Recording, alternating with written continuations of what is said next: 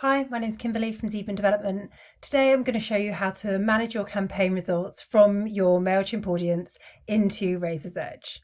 So first of all, open up Chimpegration in the plugins area of Razor's Edge and select Manage Campaign Results. So we've got a number of different options here. We can choose to work with all the campaigns for a specific audience, a selected campaign, or one of our automation campaigns. And whichever we choose, we can choose from the options here. I'm going to choose a specific campaign, and we've got some options around the data that we're pulling from that campaign as well. So we can get our hard bounces, our soft bounces, people who unsubscribed, people who marked us as spam, and everyone sent. And if we've already processed everyone we've sent the email to, we can get the updated open and click data as well and choose a date to bring that in from. We're going to get everyone we sent the email to for now. We're going to create a control report, and we just do this to show us any errors there might be in the process. And I'm going to create a query of my updated constituents as well, so I can easily find them.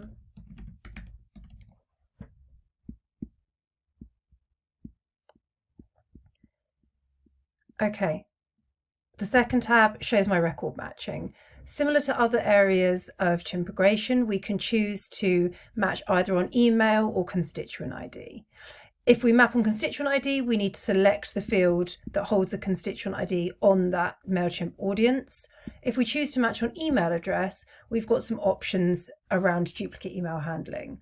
So for MailChimp, one email address equals one person, but in Razor's Edge, you might have people who share email addresses. So in the settings of Chimpegration, you can determine a main contact for an email address based on an attribute or a constituent code.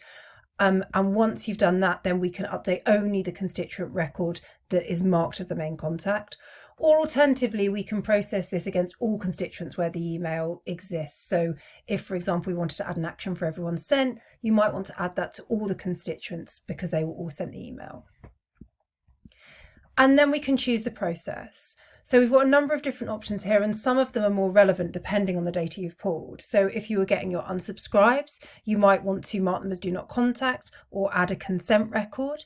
If you were getting people who marked you as spam, you might want to delete the email or change the type. If you were getting your bounces, then you might want to delete the email altogether.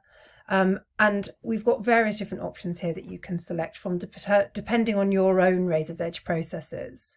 Because I've got everybody I've sent the email to, I'm going to add an action, but equally I could add an attribute, I can add a solicit code, and I can add an appeal or a consent record too. And obviously these are tick boxes, so you can do more than one thing at any one time. So I'm going to add an action. Exactly as I ordinarily would with a global ad, I can fill in as much or as little of this information as I choose.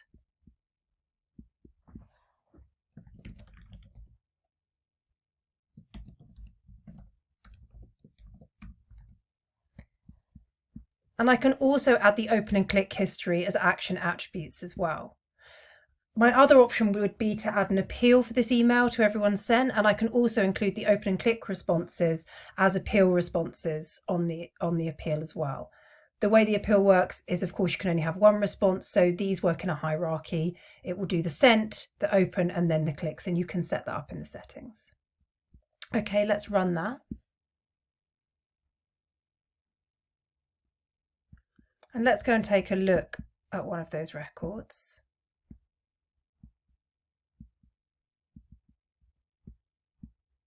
So we've got 5 updated records. Let's take a look at this one.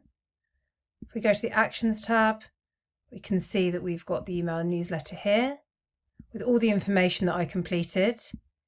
In the attributes, we've got the date that the email was opened, any links that were clicked on and the date they were clicked on.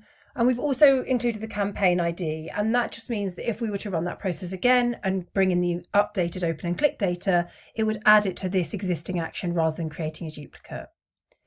And finally, we've set up a notepad as well. So this adds the notepad with the name of the email that was sent. So it's very easy for people who are Razor's Edge users, but perhaps not MailChimp users, to see the email that was sent out to the constituent.